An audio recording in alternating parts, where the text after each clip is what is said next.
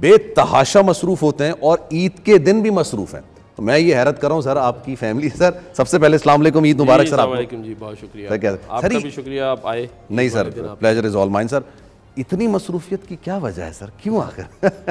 देखिए, एक तो मैं थोड़ा सा बता दूं कि 12 रबी अव्वल वाले दिन मेरा नोटिफिकेशन हुआ और संडे का दिन था, 12 रबी अव्वल थी, तो उसी दिन ये तहिया कर लिया था कि अल्लाह ने अगर इस प्यारे दिन मुझे इस मनसब पर बिठाया है तो मैं भी हर वो काम करूंगा जिसको अल्लाह ताला को जिससे खुश कर सके। माशाल्लाह, ज़बरदस्त।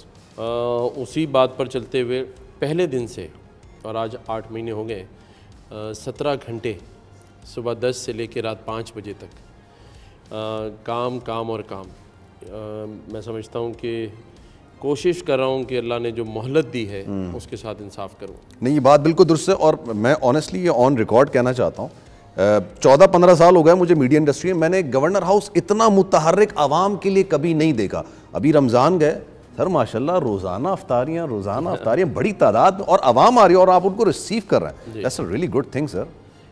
तकरीबन कमोबेश 3 लाख से ज़ायद लोगों ने इफ्तार और डिनर किया। फिर चांद रात को हमने मेहंदी और चूड़ियों का एहतमाम किया अपनी माँओं बहनों के लिए। उसके बाद ईद वाले दिन ईद मिलन थी और उसमें 50,000 लोगों के खाने का इंतज़ाम था। और ये सारे लोगों से आप पूछ सकते हैं कि गवर्नर हाउस में पैर रखने की जगह नहीं थी, और सब खाना खा के कव्वाली सुनकर यहाँ से गए। और मैंने सिर्फ एक वीडियो कॉल में ये कहा था कि इस बार ईद वज़ीरों और सफ़ीरों के साथ नहीं होगी बल्कि आवाम के साथ होगी।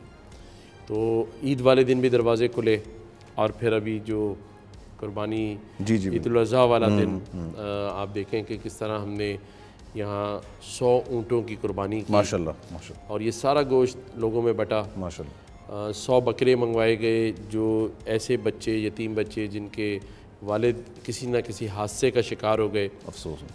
ज़ाहिर एक बाप चला जाए तो बेटा ईद मनाए, और फिर इस माशी बहरान में तो हमने सबको बुला के एक बकरा दिया। और ईद वाले दिन ही हमने 20,000 लोगों को गवर्नर हाउस बुला के राशन तकसीम किया। और वो राशन एक 27 kg का बॉक्स, ताकतवर पाकिस्तान, और उसमें 5 लोगों के लिए 1 महीने का राशन है। और ये राशन जो है वो थैलियों में पैक नहीं था, बल्कि जो इंटरनेशनल एक्सपोर्ट क्वालिटी का राशन होता है, ये यूनिटी फूड जो है ताकतवर पाकिस्तान, उनकी कंपनी का। तो मैं समझता हूँ कि ये सारा कुछ लोगों के लिए कर रहे हैं, और कोशिश ये है कि रोज़ाना कोई एक काम ऐसा ज़रूर कर लें जिससे अल्लाह को राज़ी करने की कोशिश करें। माशाल्लाह साहब।